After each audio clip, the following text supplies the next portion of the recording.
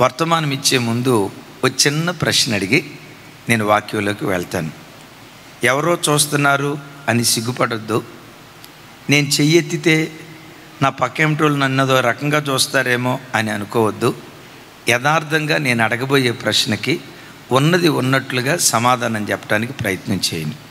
అడగబోయే ప్రశ్న ఏంటంటే, మీ జీవితంలో ఎప్పుడైనా కనీసం ఒక్కసారైనా ఈ బ్రతుకు బ్రతికే కంటే చచ్చిపోతే పోయిద్ది, ఇలాంటి బ్రతుకు అవసరమా, ఇలాంటి జీవితం అవసరమా, నేను చచ్చిపోతే బాగుండు అని ఎప్పుడైనా మరణాన్ని కోరుకున్న వాళ్ళు కనీసం ఒక్కసారి అరే రే రే రే రే నేను అడక్క మునిపోయి అందరూ చేతులు పైకెత్తారు.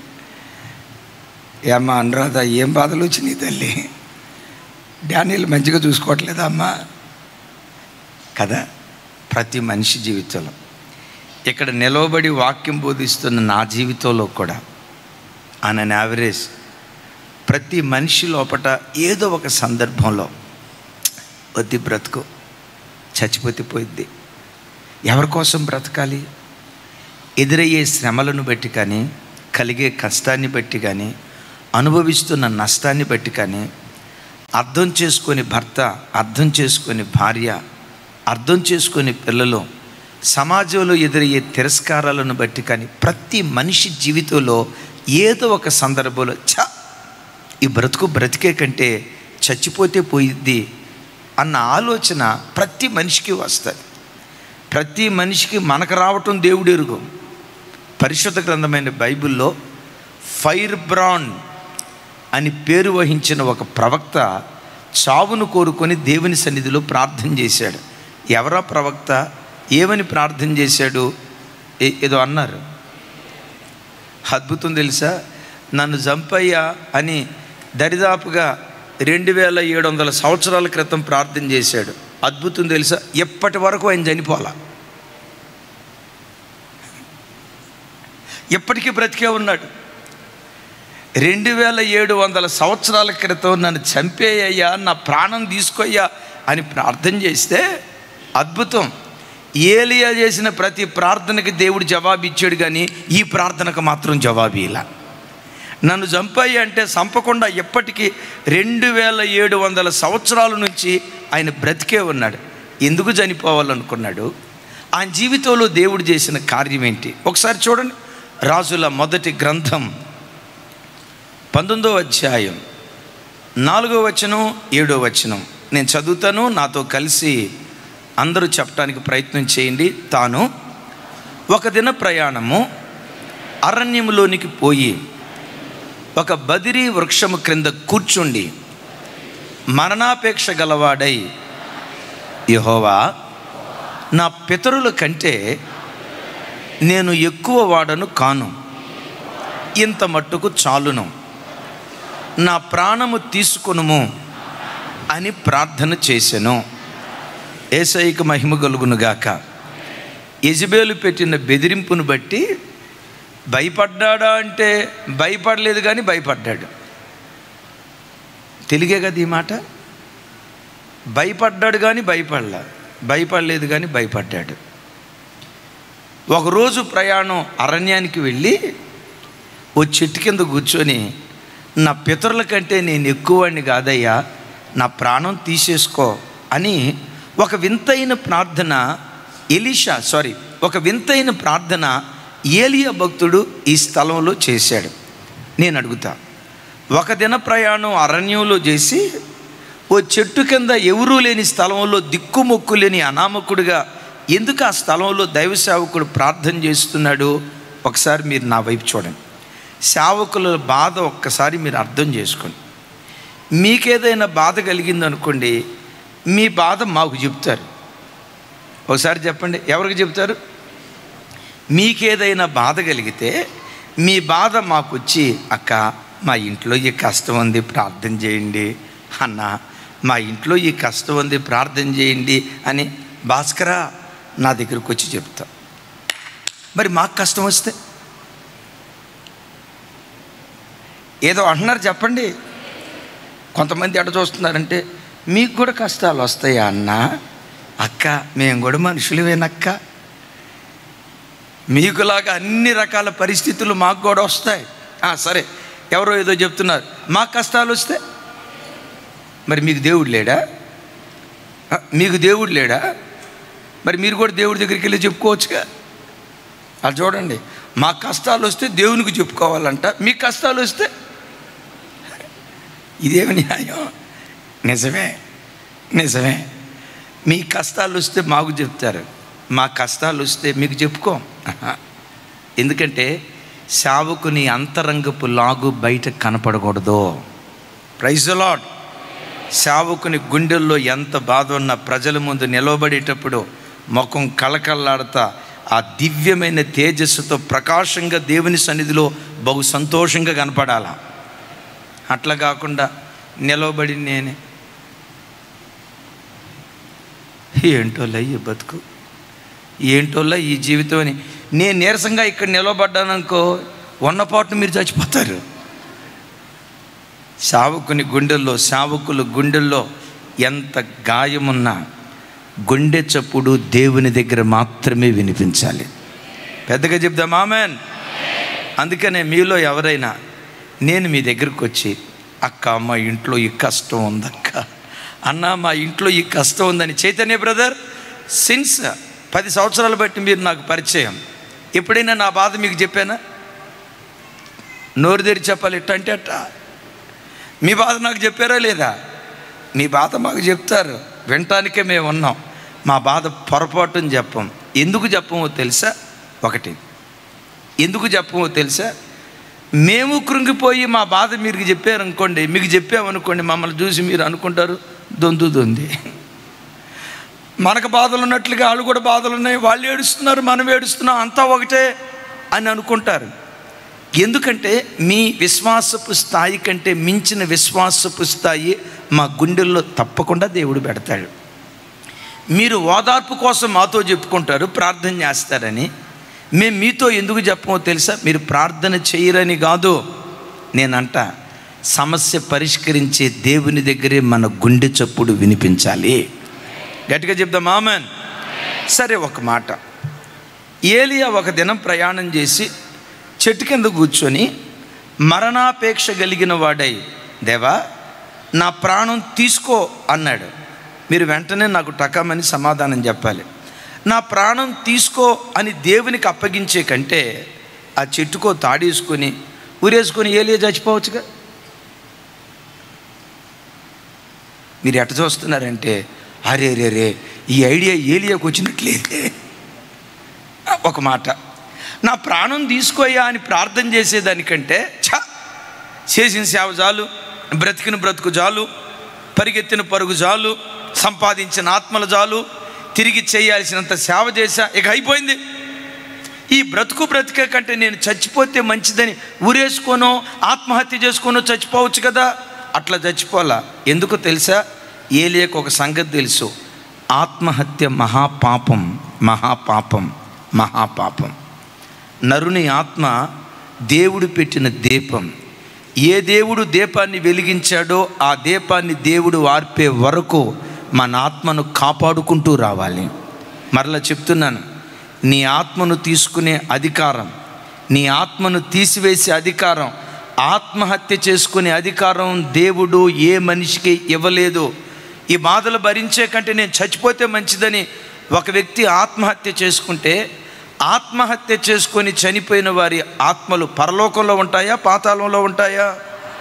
అరే 60 సంవత్సరాలు 70 సంవత్సరాల చిన్న జీవితం ఈ బాధ భరించలేని ఆత్మహత్య చేసుకుంటే ఆ తర్వాత ఆ వ్యక్తి యొక్క ఆత్మ నరకంలో పడి, నరకంలో బాధ ఎన్ని సంవత్సరాలు ఉంటుంది? 60 70?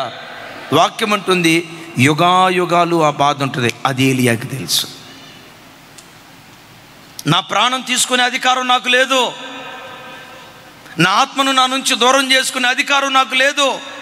ఏ దేవుడు ఆత్మదీపాన్ని వెలిగించాడో ఆ దేవుడే ఆత్మదీపాన్ని ఆర్పే వరకు దీన్ని నేను కాపాడుకోవాలని దుడుకు నిర్ణయంతో కలిగిన పరిస్థితులను బట్టి నేను చచ్చిపోతానని ఏ చెట్టు కూరేసుకోనో తాను చనిపోలేదు. ఎందుకు బలవన్మరణానికి తాను గురి కాలేదంటే, అమలారా అయ్యలారా, బలవన్మరణానికి గురైన వాళ్ళు, ఆత్మహత్య చేసుకున్న వారి ఆత్మలో నరకంలో అల్లాడిపోతాయి. చిన్న జీవితంలో ఎదురైన కష్టాన్ని భరించలేనని ఆత్మహత్య చేసుకుంటే వాని ఆత్మ నరకానికి వెళ్ళి 60-70 సంవత్సరాలు కాదు, చెప్పాలి యుగాలు నరకాగ్నిలో కాలిపోయేటువంటి ప్రమాదం ఉంది. ఈ సంగతి ఏలియాకు తెలుసు. అందుకనే తీసుకుంటే నువ్వు తీసుకోయా, నా ప్రాణం నువ్వు తీసుకో అని దేవుని సన్నిధిలో ప్రార్థన చేశాడు. దేవుడు వెంటనే ఏలియాతో, నాయనా ఏలియా, నీ ప్రార్థన నేను అంగీకరించా, నా దగ్గరకు వస్తానన్నావు కదా, అనండి ఇట్లా అనండి అంటే అర్థం ఏంటి? అదే బ్రదర్ వచ్చాయి అని అనలా. ఏలియా, అదిగో అప్పం, అదిగో నీళ్ళు, భోజనం భుజించు. ఎందుకు భుజించాలయ్యా? ఇప్పుడు కొంతమంది చూడండి, చచ్చిపోయే ముందు భోజనం ఎందుకు? ఆ మధ్య ఒక ఆవిడ అందట, నేను చచ్చిపోతా అని అందట. ఈడు మూర్ఖున్నాడంట, పోయి సావే, ఏమవుతావు పోయి సావు అన్నాడంట. మొత్తానికి చచ్చిపోదామని బయటికి వెళ్ళిందట చెరువు దగ్గరికి. ఒక పావు గంట తర్వాత మరలా వచ్చిందట. ఏం వచ్చావు? మళ్ళా గొడుగు తీసుకొని పోదామని అందట. గొడుగు ఎందుకు? చచ్చిపోయేదానికి. వర్షం కురుస్తుంది కదా తడవకుండా. అరే చచ్చిపోయే మనిషి వర్షంలో తడిస్తే ఎంత, తడవకపోతే ఎంత? నేనంట చచ్చిపోయే మనిషిని దేవుడు ఏమంటాడు? ఇదిగో ఈ రొట్టెను భుజించు, ఇదిగో ఈ నీళ్లు నువ్వు త్రాగు అంటే కడుపు నిండా భోజనం పెట్టిన తర్వాత నా ప్రాణం తీసుకుంటావా? లేదు ఏలియా, భవిష్యత్ కాలంలో నీ మీద నాకున్న గొప్ప ప్రణాళిక ఏంటో తెలుసా? శక్తికి మించిన సేవను నీ చేతులకు నేను అప్పగించబోతున్నాను. ఇంతకాలం నువ్వు చేసిన సేవ వేరు, ఇంతకాలం నా కొరకు నువ్వు పరిగెత్తిన పరుగు వేరు, ఇంతకాలం నువ్వు నా పరిచర్య చేసిన విధానం వేరు. రాగల కాలంలో శక్తికి మించిన పరిచర్య నీ చేతులకు నేను అప్పగించబోతున్నాను. ఆ శక్తికి మించిన పరిచర్య కొరకు నువ్వు బ్రతకాలి, బట్ట కట్టాలి, నిలవబడాలి. మీ అందరితో ఆత్మదేవుడు చెప్పమని నా హృదయాన్ని రేపుతున్న మాట, మీలో ఎవరైనా కలిగిన బాధను బట్టి, భర్తను బట్టో, ఉద్యోగాన్ని బట్టో, ఆర్థిక ఇబ్బందులను బట్టో, శరీరంలో నువ్వు అనుభవిస్తున్న అనారోగ్యాన్ని బట్టో, నువ్వు చిక్కుకున్న వడ్డీ సమస్యను బట్టో, ఉద్యోగ లేమిని బట్టో, సమాజంలో నీకు ఎదురవుతున్న అవమానాన్ని బట్టో, వద్దు నేను చచ్చిపోతే బాగుండు, ఎందుకు ఈ జీవితం, తెలియని కృంగుదలతో ఈరోజు ఆరాధనకు వస్తే, బిడ్డ విను, భవిష్యత్ కాలంలో నీ ఊహకు మించిన దివ్యమైన ఆశీర్వాదకరమైన బ్రతుకు నీకు నీ పిల్లల కొరకు దేవుడు దాచిపెట్టి ఉంచాడు. ఎలాంటి దివ్యకరమైన ఆశీర్వాదకరమైన జీవితాన్ని దేవుడు దాచిపెట్టి ఉంచాడో నీ ఊహలకు కూడా అది అందదో. ఏలియా భక్తుడు ఏ ప్రార్థన చేశాడు? 2003, 2002, 2004 ఆ ప్రాంతంలో ఇదే ప్రార్థన నేను చేశా. అతిశయానికి నేను చెప్పట్లేదు, కానీ పట్టుకూటి కోసం సేవకు వచ్చిన వాళ్ళం కాదు.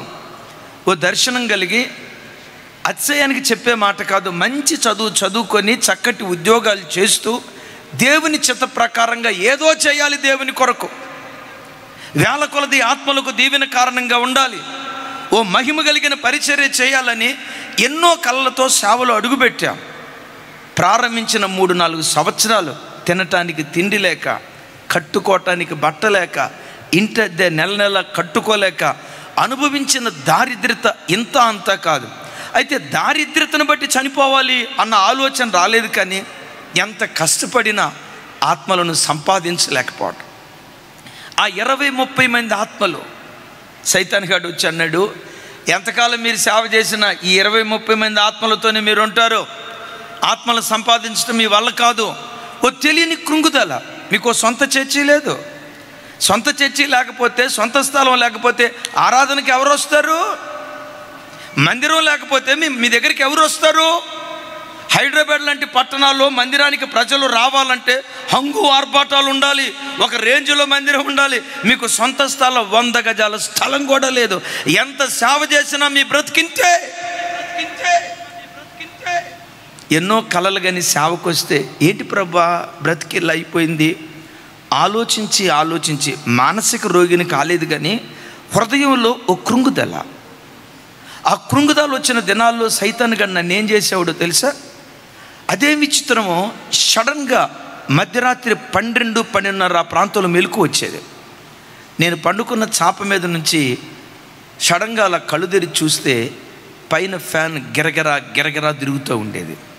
సైతాన్ గాడు వచ్చి అంటాడు, ఎందుకురా నువ్వు బ్రతికున్నావు, నువ్వు సేవ చేయలేవు, నీ బ్రతికింతే, నా మాటిను. అదిగో ఫ్యాన్ కనపడుతుంది కదా, చచ్చిపో. ఫ్యాన్ కనపడుతుంది కదా. ఏమైందో తెలీదు, దరిదాపుగా 3-4 నెలల పాటు చచ్చిపో చచ్చిపో, ఎందుకు నువ్వు బ్రతికున్నావు, చచ్చిపో, మరణం నీకు మేలు, ఎందుకు నువ్వు బ్రతికున్నావు. ఈ మరణాపేక్షను కూర్చున్న వార్త పదే పదే చెవులకు నా దగ్గరకు వినపడుతూ ఉండేది. కొన్నిసార్లు భయం అనిపించి సైతాన్ గడు టెంప్ట్ చేసి సడన్గా ఇలాంటి దరిద్ర పని నా జీవితంలో జరుగుతుందేమో, సేవ చేయటానికి వచ్చిన ఓ దైవజనుడు ఎలా అయిపోయాడు, ఆ దైవజనుని ముగింపు అయ్యో దేవుని నామానికి ఎంత అవమానమో కదని ఆ భయంతో రాత్రిపూట అయిందంటే, ఆ ప్రాంతంలో ప్రకాష్ అన్న ఒక అన్న ఉన్నారు, నేను ఆ అన్నని ప్రకాశం పంతులు గారని పిలుస్తా. రాత్రి ఏంటంటే కొన్నిసార్లు ఆ అన్నని పిలిచి, అన్న నా దగ్గరే ఉండండి, ఈ రాత్రి నాతోనే నా దగ్గరే పండుకోండి. కొన్ని రాత్రుల పాటు అన్న నా దగ్గర పండుకోబెట్టుకునేవాడు. చాలాసార్లు నీ బ్రతికింతే, నువ్వు చచ్చిపోని పదే పదే వాడు పురుకొల్పేవాడు. ఓ మాట అంట, ఒకవేళ సైతాన్ గాడి ప్రేరేపణకు లోబడి సేవ వృద్ధి పొందలేదు, ఎంత కష్టపడినా బ్రతికింతేలే అని వాడి ప్రేరేపణకు లోబడి ఒకవేళ నేను చచ్చిపోయి ఉంటే ఈ మహిమ కలిగిన సేవను నేను కన్నులారా చూడగలిగేవాడినా? ఇన్ని వేల మంది ప్రజలకు ఆశీర్వాదకరంగా మేము మార్చబడగలిగే వాళ్ళమా? కొన్ని లక్షల మందికి దేవుని వాక్యాన్ని ప్రకటించే ఆ కృపను మేము పొందుకోగలిగే వాళ్ళమా? నేనంట తొందరపాటు నిర్ణయం తీసుకోకుండా ఉండటాన్ని బట్టే ఈరోజు ఎంత పరిచర్య దేవుడిచ్చాడో చెప్పమంటారా? శక్తికి మించిన సేవ దేవుడు మాకు అప్పగించాడు. అమ్మా, సేవను చూస్తూ ఉంటే సెకండ్ సర్వీస్ అయింది కదా, మందిరం కిటకిటలాడింది, మందిరం కిటకిటలాడింది. ఫస్ట్ సర్వీస్ మందిరం కిటకిటలాడింది.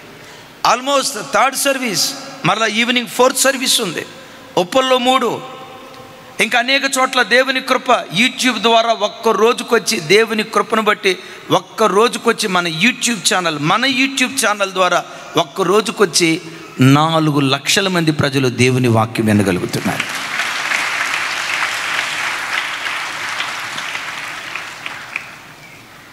ఇంత గొప్ప ప్రణాళిక నా పట్ల దేవునికి ఎలా ఉందో చెల్లి, నీ మీద కూడా దేవుని గొప్ప ప్రణాళికలు ఉన్నాయి. ఈరోజున్న కష్టాన్ని చూడకో, ఈరోజున్న నిందను చూడకో, ఈరోజు ఎదురైన అవమానాన్ని చూడకో, ఈరోజు మానసికంగా నువ్వు అనుభవిస్తున్న కష్టాన్ని చూడకో. నా బ్రతికింతేలే, రెక్కాడిన డొక్కాడిని దేనస్థితేలే, ఇక నా జీవితకాలం అంతా ఈ పేదరికం, ఈ దారిద్రత, ఈ అసమాధానం అనుభవించాలి, నా బ్రతికింతేలే అని అనుకోకు. ఒక రోజు రాబోతుంది, నీ ఊహల్లో కూడా అందని ఉన్నతమైన జీవితాన్ని నీ కొరకు దేవుడు దాచిపెట్టి ఉంచాడు. పెద్దగా చెప్దాం ఆమేన్. ఏలియా అంటాడు, నా పితరుల కంటే నేనేం గొప్పవాడిని కాదయ్యా, నన్ను తీసేసుకో అంటే దేవుడు తీసేసుకున్నాడా? చెప్పాలి. తీసేసుకోకపోగా ఏమన్నాడు తెలుసా? ఏలియా శక్తికి మించిన సేవ, ఏలియాకి ఇచ్చిన శక్తికి మించిన సేవ ఏంటో నేను చెప్తా. నా వైపు చూడండి. పరిశుద్ధ గ్రంథమైన బైబిల్ అంతటిలో పాత నిబంధనలో, క్రొత్త నిబంధనలో రాబోయే దినాల్లో 3 కాలాలలో సేవ చేసిన సేవకులు ఎవరైనా ఉన్నారంటే ద గ్రేట్. చెప్పండి, అదే మీరు చెప్పాలని ఆపింది. ద గ్రేట్ ఏం చెప్పాను? ఏలియా అని చెప్పానా? మీరు భలే చెప్తున్నారు. ఏమని చెప్పాను?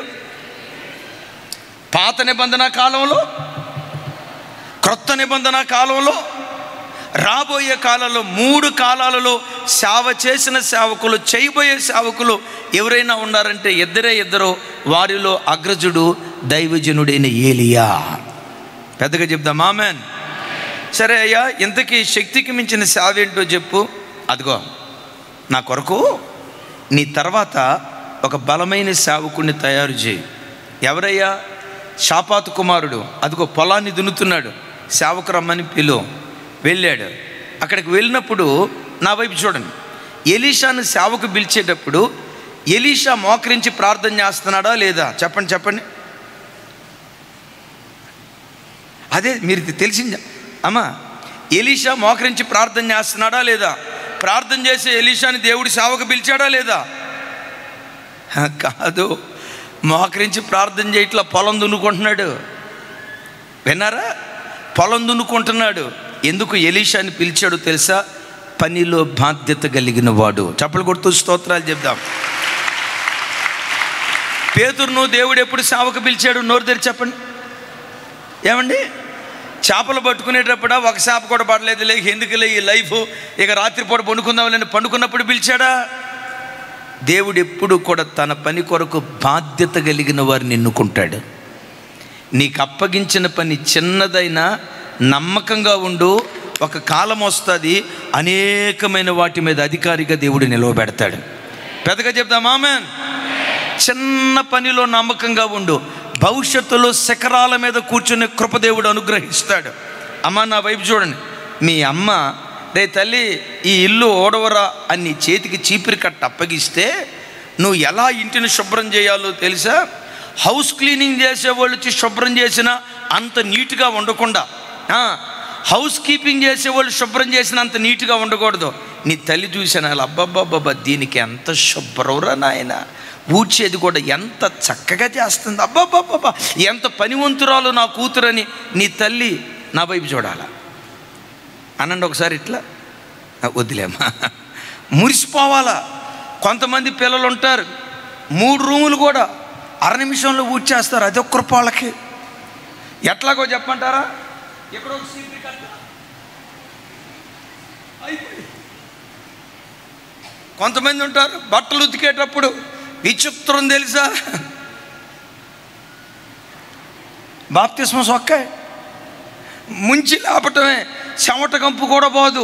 ఆ చెమట కంపు రాకుండా ఉండటానికి కంఫర్ట్ ఉంది కదా, కంఫర్ట్ కలుపుతారు. ఇక చూడండి, ఆ కంఫర్ట్ కంపు చెమట కంపు 2 విచిత్రమైన వాసన. వేసుకున్న వాడికి అర్థం కాదు, ఇదే వాసన రా బాబు, అది ఒక వెరైటీగా ఉంది. అక్క మహిమ. చిన్న పనిలో కూడా బీ ఫెయిత్ఫుల్. నమ్మకమైన వానికి దీవెనలు మెండుగా కలుగుతాయి. చప్పలు కొడితే యేసయ్యకు స్తోత్రాలు చెప్దాం. రైట్. ఎలీషాను సేవకు పిలిచాడు. ఎలీషా సేవకు వచ్చిన తర్వాత ఏలియా దగ్గర ఉపచారము చేశాడు. ఒకసారి చెప్పండి గట్టిగా, వినపడలేదు నాకు. ఇంకోసారి చెప్పాలి. ఉపచారము చేశాడు. ఉపచారము అనే తెలుగు భాషకు ఒరిజినల్ తెలుగులో వాడబడిన పదం ఏంటో తెలుసా? ఊడిగం చేశాడు అని అర్థం. ఒక గురువు గారి దగ్గర శిష్యరికం చేస్తూ ఆ గురువు గారికి ఊడిగం చేశాడు. అయ్యలారా వినండి, ఏ సేవకుడైనా రాత్రికి రాత్రి సేవకుడు కాకూడదు. ఒక అనుభవం కలిగిన సేవకుల దగ్గర ప్రతి సేవకుడు తర్ఫీదై ఆ పరిచర్యలో నుండి దైవజనుడు ఎదగాలి, కానీ రాత్రికి రాత్రి దైవజనులు పుట్టుకు రాకూడదు. అది వాక్యానికి విరుద్ధం. మరలా ఈ మాట వినండి. కొంతమంది ఉంటారు, రక్షించబడతారా, కొంచెం పాట పాడటం, కొంచెం సాక్ష్యం చెప్పడం వచ్చిందనుకోండి, ఆ చర్చి వాళ్ళందరి దగ్గరికి వెళ్ళారు, మన కులం ఏంటిరా? మన కులం 2. పాస్టర్ గారిది ఏ కులం రా? 4. సరే 3. పాస్టర్ గారిది ఏ కులం? వాళ్ళది 3. మనం 2 వాళ్ళం రా. ఆ చర్చికి ఎందుకు? ఇదిగో మనం 2 వాళ్ళం అందరం ఒక సంఘం అయిపోద్దాం. మరి మన సంఘానికి పాస్టర్ గారు ఎవరు? నేనే.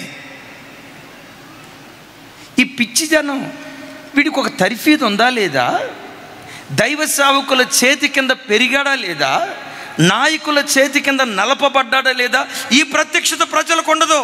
అయ్యగారు బాగా వాక్యం చెప్తాడు, సో వాట్? ఆయన బాగా పాటలు సో వాట్?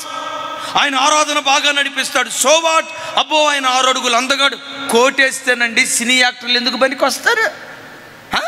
ఆ రేంజ్లో ఉంటాడు కాబట్టి ఆ చర్చికి వెళ్తాం అన్నట్లుగా గుడ్డిగా సంఘ బిడ్డలు ఎవరిని పడితే వాళ్ళని వెంబడించకూడదు. ఈ దైవజనుడు అనుభవం కలిగిన సేవకుల దగ్గర పరిచర్య చేశాడా లేదా? ప్రవక్తలు ఎప్పుడు పరిచర్యలో నుంచే పుట్టుకొస్తారు. పెద్దగా చెప్పాలి. ఎక్కడి నుంచి పుట్టుకురావాలి? ఎక్కడి నుంచి పుట్టుకురావాలి? అద్భుతం. పరిచర్య చేశారు. ఇక పరిచర్య చేసే ఆఖరి క్షణాల్లో ఏలియా ప్రవక్త పరలోకానికి ఆరోహణమై వెళ్ళబోయే దినాలు వచ్చినాయి. ఈ చిత్రం ఏంటో తెలుసా? ఏలియా ఆరోహణమై వెళ్ళిపోయే దినాల్లో ఎలీషాని పిలిచి అడిగాడు, నా వల్ల నీకేం కావాలి? అదే గురువుగారు, మీరు 10 సంఘాలు కట్టారుగా, ఇంతకాలం నీ దగ్గర కష్టపడి సేవ చేసే కాబట్టి నా పేర ఒక 5 సంఘాలు రాసి చచ్చిపో, లేకపోతే ఒక 2 సంఘాలు రాసి చచ్చిపో. అదే చర్చి స్థలం కోసం చర్చి కోసం పలానా చోట స్థలం కొన్నామంట కదా, 1 ఎకరం పొలం నా పేరు రాసిపో అని ఆస్తి కొరకు పరిగెత్తల. ఏమంటాడు తెలుసా? దైవజనుడా, నిన్ను ఏ పరిశుద్ధాత్మ దేవుడు నడిపిస్తూ వచ్చాడో నీ మీద నిలిచిన ఆత్మ కంటే 2 పాళ్ళ ఆత్మ నాకు కావాలి, 2 అభిషేకం నాకు కావాలి, 2 అభిషేకం నా మీదకి వచ్చేటట్లుగా నా కొరకు ప్రార్థన చేయయ్యా, నా కోరిక తీర్చయ్యా. బిడ్లరా, ఒక దైవజనుని దేవుడు వాడుకునేటప్పుడు దైవజనుని అంతరంగాన్ని దేవుడు చూస్తాడు. ఒక విశ్వాసిని దేవుడు ఆశీర్వదించేటప్పుడు ఆ విశ్వాసి అంతరంగాన్ని దేవుడు చూస్తాడు. నీ అంతరంగం ఆత్మ సంబంధమైనదైతే శిఖరాల మీద కూర్చోబెట్టడానికి కూడా దేవుడు వెనుకాడడు. పెద్దగా చెప్దాం ఆమెన్. నీ అంతరంగం ఆత్మ సంబంధమైనదైతే, నీ అంతరంగం ఉన్నతమైనదైతే, మీకు అర్థమయ్యే భాషలో చెప్తాను. ఒక యవనస్తుడు కూర్చున్న లేచిన, దేవా బుల్లెట్ ఇవ్వు నాయన, దేవా బుల్లెట్ ఇవ్వు నాయన, దేవా నాకు అర్జెంటుగా బుల్లెట్ ఇవ్వు ప్రభు అని వాడు కూర్చున్నా లేచిన, వాళ్ళ అమ్మా నాన్న వాడికి ఆమ్లెట్ వేసే శక్తి కూడా లేదు. ఆయన కూర్చున్న లేచిన బుల్లెట్ బుల్లెట్ బుల్లెట్ బుల్లెట్ అంటాడు. దేవుడు అడుగుతాడు, వీడికి బుల్లెట్ ఎందుకురా అని. వాడి మనసులో, దేవా నాకే కనుక 2 వీలర్ ఉంటే రేపు 21 దినాలు ఉపవాస ప్రార్థనలు స్టార్ట్ అవుతున్నాయి కదా, ప్రతిరోజు చర్చికి వెళ్తానయ్యా, వెళ్ళేటప్పుడు నేను ఒక్కడనే వెళ్ళనయ్యా, మా ఇంటి పక్క ఎవరో ఒక అన్నని ఎవరో ఒక ఆయన్ని నా బండి మీద ఎక్కించుకొని చర్చికి తీసుకెళ్తానయ్యా అనే ఎలాంటి దైవికమైన ఆలోచన ఉందనుకో, 2 వీలర్ ఏం కర్మ, కారు ఇవ్వటానికి కూడా దేవుడు వెనుకాడ్డా.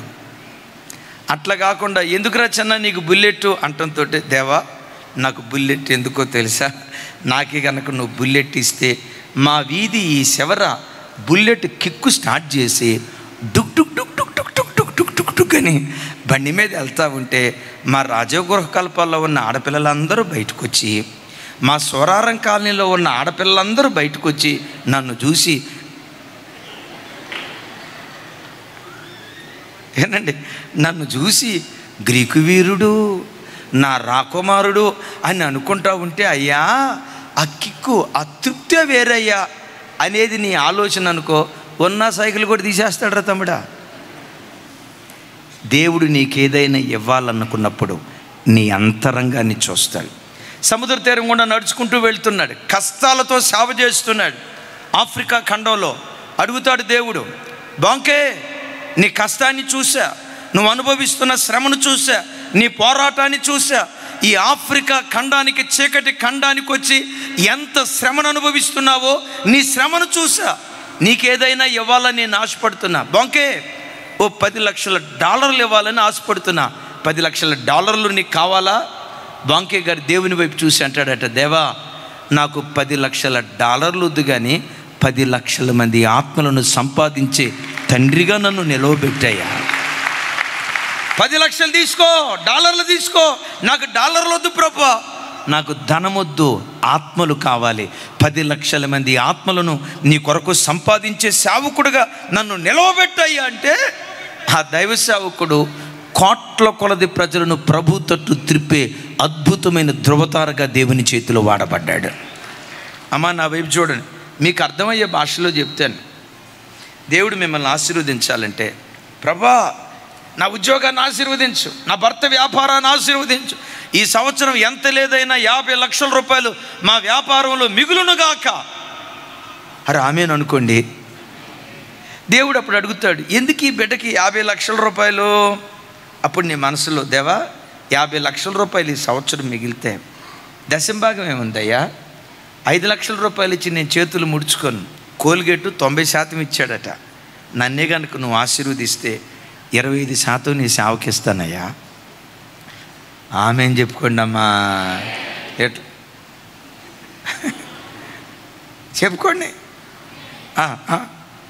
25% నీ సేవకి ఇస్తానయ్యా, నన్ను ఆశీర్వదిస్తే 30% నీ సేవకి ఇస్తానయ్యా, 50% నీ సేవకి ఇస్తానయ్యా అని అనుకోవాలి. అలా అనుకో. దేవుని దగ్గర నుండి చిత్ర విచిత్రాలు నువ్వు చూసే కృప దేవుడు ఇస్తాడు.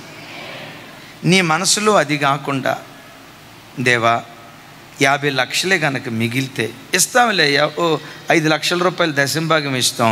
తతిమాటితో నేను నా చెవులకు పెట్టుకునే దిద్దులు బాగా చిన్నగా ఉన్నాయి అయ్యా, ఎవరికి కనపట్టలేదయ్యా, 50 లక్షలు మిగిలితే అయ్యా ఈ పాటి దుద్దులు చేయించుకుంటానయ్యా, నా మెడలో ఉన్న బంగారు గొలుసు అస్సలు కనపట్టలేదయ్యా, అయ్యా అయ్యా నన్ను ఆశీర్వదిస్తే. అదే పల్లెటూరులో మన దూడలకు వేస్తారుగా,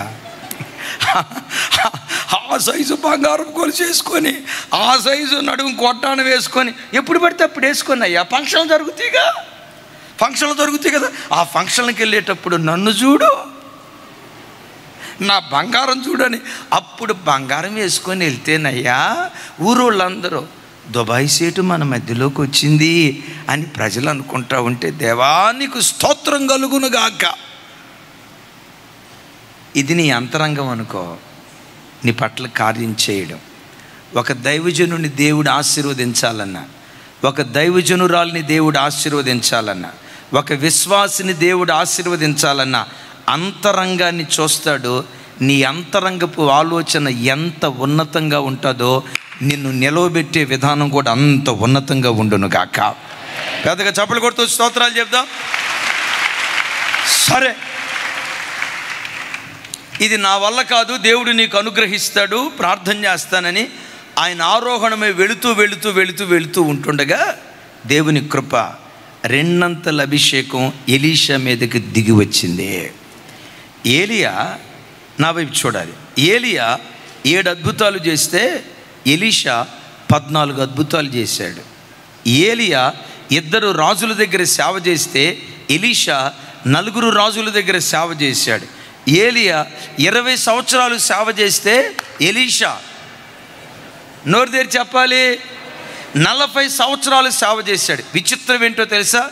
శక్తికి మించిన సేవ చేపిస్తాను అని అన్నాడు కదా, ఏలియాని వాడుకొని ఆ తర్వాత ఆయన కంటే శక్తివంతమైన దైవ సేవకుని దేవుడు లేవనెత్తాడు. ఇక్కడ మీతో పంచుకోమని నా ప్రభు నన్ను పురికొల్పుతున్న మాట ఏంటో తెలుసా? కలుగుతున్న కష్టాన్ని బట్టి కలవరపడకుండా కొంతకాలం ఓపిక పట్టు. ఆ కష్టాల మధ్యలోనే పిల్లలను చదివించుకో, ఆ కష్టాల మధ్యలోనే పిల్లలకు ఫీజు కట్టు. తినటానికి తిండి లేకపోయినా ఒట్టన్నంలో నీళ్లు పోసుకొని బెల్లపు ముక్క నంజుకొని ఉల్లిపాయ ముక్క నంజుకొని తినే పేద బ్రతుకైనా కొంచెం కాలం ఓర్చుకో. ఒకరోజు వస్తుంది నిన్ను దీవించిన దానికంటే నీ కడుపున పుట్టిన బిడ్డలను నీ ఊహకు మించినంతగా, నీ ఊహల్లో కూడా అందనంత ఉన్నతమైన స్థితిలో నా దేవుడు నిశ్చయంగా ఆశీర్వదిస్తాడు. ఒకరోజు నువ్వు అంటావు, నా దేవుడు నన్ను మర్చిపోలేదు, నన్ను ఆశీర్వదించిన దానికంటే, నన్ను దీవించిన దానికంటే, నా భర్తను దీవించిన దానికంటే, నా భార్యను దీవించిన దానికంటే, నా పూర్వీకులను దీవించిన దానికంటే, నా దేవుడు నా గర్భాన పుట్టిన నా పిల్లలను నాకంటే గొప్పవారిగా దీవించాడు అన్న మాట తప్పకుండా నీ నోటు నుంచి వస్తుంది. నమ్ముతారా ఈ మాట? చెప్తారు, నమ్ముతారా ఈ మాట? ఏలియా కంటే, నా వైపు చూడాలి, ఏలియా కంటే ఎలీషాని 2 అంతలుగా అభిషేకించాడా లేదా? అబ్రహాము కంటే ఇస్సాకును గొప్పగా ఆశీర్వదించాడా లేదా? యాకోబు కంటే యోసేపును గొప్పగా ఆశీర్వదించాడా లేదా? హన్నా ఎల్కానా కంటే సమూయేలును గొప్పగా ఆశీర్వదించాడా లేదా? వారి జీవితాల్లో దేవుడు ఏ కార్యం చేశాడో తల్లి, పిల్లల కోసం ఏడుస్తున్న తల్లి, పిల్లల కోసం ఏడుస్తున్న తండ్రి, వారి జీవితాల్లో దేవుడు ఏ కార్యం చేశాడో నీ పిల్లల జీవితాల్లో కూడా నా దేవుడు ఆ కార్యం నిశ్చయంగా చేస్తాడు. అది నీ కళ్ళతో చూస్తావు, నీ చెవులతో వింటావు. ఈ ఆశీర్వాదాన్ని కన్నులారా చూసిన తర్వాతే నెమ్మదిగా ప్రభు దగ్గరికి వెళ్ళే కృప దేవుడు నీకు అనుగ్రహించునుగాక. చప్పుడు కొడితే సైకు స్తోత్రాలు చెప్దాం గట్టిగా. హల్లెలూయా. అగ్ని రథాల చేత, అగ్ని గుర్రాల చేత ఏలియా పరలోకాల ఆరోహణమయ్యాడు. నేను మిమ్మల్ని అడుగుతా, ఇంతకు ఏలియా చనిపోయాడా లేదా? చెప్పాలి గట్టిగా. చనిపోయాడా లేదా? విచిత్రం. ఒక మాట నా వైపు చూడండి. ఏలియాని చంపుతానని బెదిరించింది ఎవరు? వెంటనే చెప్పాలరా తల్లి. ఏలియాని చంపుతానని బెదిరించింది ఎవరు? రేపు ఈ దినంలోపు నువ్వు బ్రతుకుంటే యెహోవా జీవంతోడు, నా పేరు యెజబేలు కాదు గజిబిజి అని పెట్టుకుంటానంది. రేపు ఈ పాటికి నువ్వు బ్రతుకుంటే యెహోవా జీవంతోడు నిన్ను లేపేస్తానంది. లేపేస్తానన్న ఆవిడ లేకుండా పోయింది. ఏలియా ఎప్పటికీ బ్రతికే ఉన్నాడు. విన్నారా? నిన్నెవడైనా లేపేస్తానని అన్నాడంటే వాళ్ళ మాటలకు భయపడి గుండె 190 కొట్టుకునేటట్టుగా బీపీ ట్యాబ్లెట్లు వేసుకొని హాస్పిటల్కి వెళ్ళి ఆ డాక్టర్ గారి దగ్గరికి వెళ్ళి, డాక్టర్ గారు ఈ మధ్య ఏదో గుండె స్పీడ్గా కొట్టుకుంటుంది, కాస్త గుండె స్పీడ్గా కొట్టుకోకుండా బీపీ ఇట్లా పరిగెత్తొద్దు. ఎవడు నిన్ను బెదిరించాడో, ఎవడు నిన్ను లేపేస్తానన్నాడో, ఏ సమస్య నిన్ను లేపేస్తానందో ఒకరోజు వస్తుంది. ఆ సమస్య లేకుండా దేవుడు చేస్తాడు. నమ్ముతారా ఈ మాట? ఒకవేళ ఈరోజు నీ యెజబేలు, నీ బ్రతుకులో యెజబేలు, ఏలియా జీవితంలో యెజబేలు, ఒకవేళ నీ బ్రతుకులో యెజబేలు నీ ఆర్థిక సమస్యేమో, నీ జీవితంలో యెజబేలు నీ అప్పుల బాధేమో, నీ జీవితంలో యెజబేలు భార్యాభర్తల మధ్యలో అసమాధానమేమో, నీ కుటుంబంలో ఉన్న యెజబేలు మాట వినని పిల్లలేమో, నీ కుటుంబంలో ఉన్న యెజబేలు నీ భర్త త్రాగుడు వ్యసనమేమో, ఒకవేళ నీ కుటుంబంలో ఉన్న యెజబేలు దారి తప్పి గంజాయికి డ్రగ్స్కి బానిసైపోయిన యవన బిడ్డలే నీకు ఒక యెజబేలు అయిపోయారేమో. ఇలాంటి పరిస్థితులను చూసి ఈ బ్రతికెందుకో, చచ్చిపోతే పోయిద్ది, సమస్యలు కూడా నిన్ను చూసి నిన్ను మింగేస్తా, నిన్ను లేకుండా చేస్తానని యెజబేలు ఏలియాని బెదిరించినట్లుగా సమస్యలు నిన్ను బెదిరిస్తా ఉన్నాయేమో. ఓ దైవజనుడిగా నా చేతులెత్తి దీవిస్తున్నాను, ఒకరోజు వస్తుంది ఏ సమస్య నిన్ను బెదిరించిందో ఆ సమస్య కనుమరుగైపోయేటట్లుగా దేవుడు కార్యం చేస్తాడు. కొంచెం ఓపిక పట్టు. ఆమెన్. కొంచెం ఓపిక పట్టు. ఆమెన్ చెప్తాం గట్టిగా. కొంచెం ఓపిక పట్టు. ఆమెన్. కొంచెం ఓపిక పట్టు, కనుమరుగయ్యేటట్లుగా చేస్తాడు. అన్న ఇంతేనా? ఆ తర్వాత ఏలియా జీవితంలో ఏవైనా జరిగిందా? ఏమీ జరగకపోతే శక్తికి మించిన సేవ ఏముంది? మొత్తానికి పరలోకానికి వెళ్ళారు ఏలియా గారు. ఆహాబు చచ్చిపోయింది, యెజబేలు అంతకుమునిపే ఆహాబు చచ్చిపోయాడు, యెజబేలు చచ్చిపోయింది. బెదిరిస్తానన్న వాళ్ళందరూ నేలమట్టం అయిపోయారు. పరలోకంలో ఉండి ఏలియా చూస్తూ ఉండొచ్చు.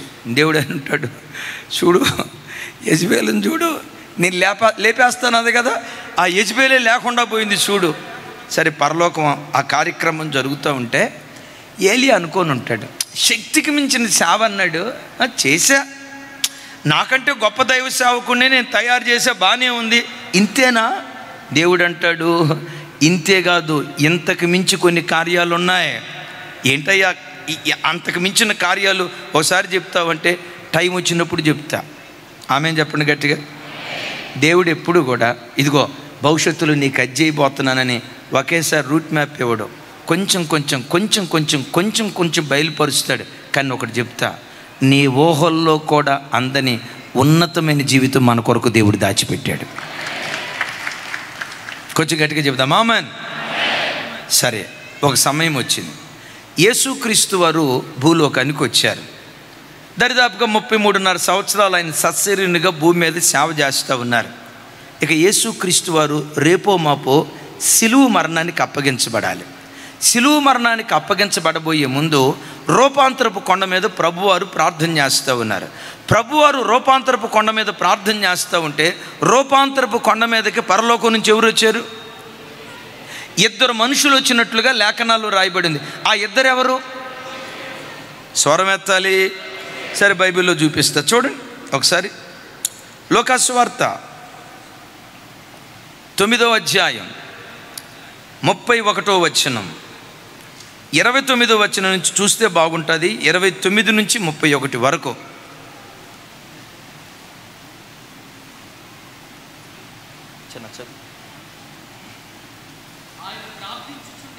ఆయన ప్రార్థించుచుండగా ఆయన వస్త్రములు తెల్లనివై దగదగా మెరిసెను. ఇద్దరు పురుషులు ఆయనతో మాట్లాడుచుండిరి. ఎందరు చెప్పండి? ఇద్దరు పురుషులు ఆయనతో మాట్లాడుచుండిరి. వారు మోషే, ఏలియా అనువారు. ఇక్కడ 31వ వచనం నాతో కలిసి చెప్పండి. వారు మహిమతో అగపడి ఆయన యెరూషలేములో నెరవేర్చబోవు నిర్గమమును గూర్చి మాట్లాడుచుండిరి. యేసయ్యకి మహిమ కలుగును గాక. ఓ చిన్న క్విజ్, ఓ చిన్న ప్రశ్న మిమ్మల్ని అడిగి వాక్యంలోకి వెళ్తాను. మోషే కనాన్లో అడుగు పెట్టాడా పెట్టలేదా? పెట్టలేదన్న వాళ్ళు చేతులు ఎత్తండి. అమ్మా, మా అమ్మ రఘుపతి రెడ్డి నాయన, అమ్మ మోషే కనాన్లో అడుగు పెట్టాడా పెట్టలేదా? పెట్టలేదన్న వాళ్ళందరూ చేతులు ఎత్తండి. దించండి. పెట్టాడని నేనంట. ఏలియా మోషే కనానులో అడుగు పెట్టాడు అని నేనంట. మీరేమంటారు? మీ మాటకే నా ఓటు అన్నా అని అనాల్సిందే. ఇక్కడ అడుగు పెట్టాడా లేదా? రూపాంతరపు కొండ మీద కనానులో మోషే అడుగు పెట్టాడా పెట్టలేదా? ఏమిటా తమ్ముళ్ళ, మీరు అమెరికా వాళ్ళ తెలుగు వాళ్ళ? మోషే ఇప్పుడు కనాన్లో అడుగు పెట్టాడా లేదా? రూపాంతరపు కొండ ఎక్కడుంది? అమెరికాలోనా? అరే, రూపాంతరపు కొండ ఎక్కడుంది సార్? బ్రదర్, రూపాంతరపు కొండ ఎక్కడుంది? కనాన్లో ఉంది కదా. ఇప్పుడు మోషే ఆ రూపాంతరపు కొండ దగ్గర కదా ప్రత్యక్షమైంది, యేసయ్యతో మాట్లాడింది. ఎక్కడిది మాట్లాడింది? కనానులోనే. ఇప్పుడు మీరు నాకు సమాధానం చెప్పండి. మోషే కనానులో అడుగు పెట్టాడా పెట్టలేదా? సరే, మీకు కన్ఫ్యూజన్ లేకుండా ఉండాలంటే ఇంకొంచెం వివరంగా చెప్తా. పెట్టలేదు కానీ పెట్టాడు.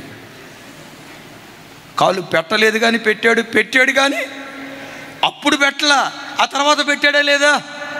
సరే, మోషే అక్కడికి ఎందుకు వచ్చాడు? తర్వాత ఏలియా అక్కడికి వచ్చాడు. ఏలియా వచ్చి యేసు ప్రభుతో ఏం మాట్లాడారట?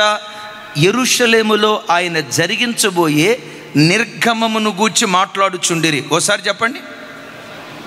యెరూషలేములో ఆయన జరిగించబోయే నిర్గమమును గూర్చి. నిర్గమము అంటే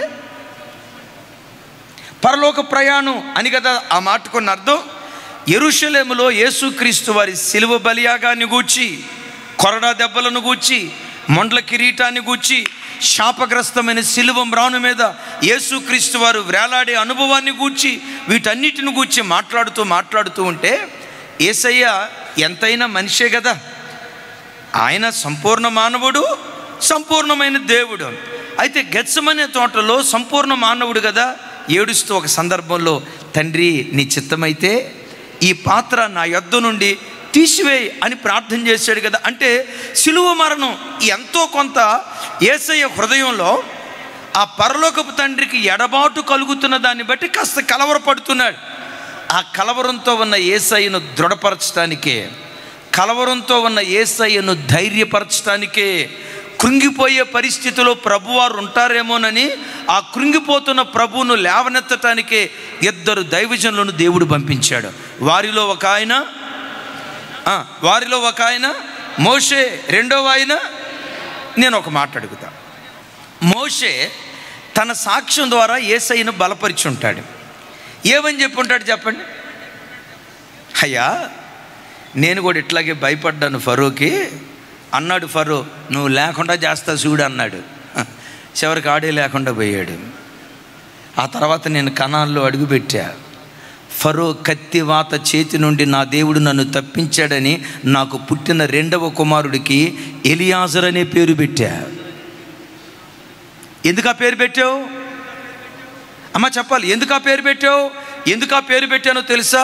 ఫరో కత్తివాత చేతిలో నుంచి నా దేవుడు నన్ను తప్పించాడు. దాన్ని పదే గుర్తుకు తెచ్చుకోవటానికి నా కొడుకు ఎలియాజర్ అనే పేరు పెట్టా. అమలారా, మన పిల్లలకు పెట్టే పేర్లు కూడా దేవునితో మీకున్న అనుబంధాన్ని బయలుపరిచేటట్లుగా ఉండాలి. కానీ ఫ్యాషన్కి పేర్లు తెచ్చుకొని పెట్టుకోవద్దు. అమ్మ నీ పేరేంట్రా, తమ్ముడు చిన్న నీ పేరేంట్రా అన్న. నా పేరు టింకు అన్నాడు. టింకును చివరి నుంచి చదవండి. ఆ టింకుని చివరి నుంచి చదవండి. కుంటి.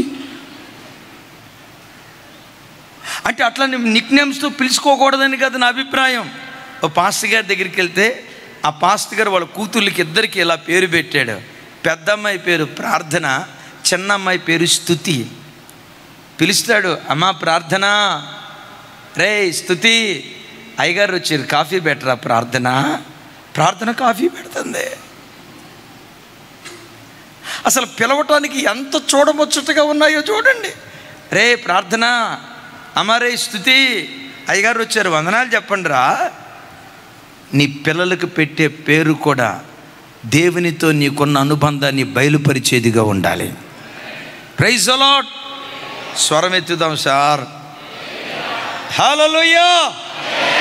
మరోసారి హల్లెలూయా. ఇప్పుడు చూడండి, మోషే ఏం చెప్పుకుంటారంటే, నానా సారీ అయ్యా, నువ్వు దేవుని కుమారుడు అయ్యా, మా పట్లే ఆ గొప్ప దేవుడు ఎంత గొప్ప కార్యం చేశాడంటే, నువ్వు సాక్షాత్తు దేవుడివి, నువ్వు దేవుని కుమారుడివి, నీ పట్ల ఎంత గొప్ప కార్యం చేస్తాడో కదా.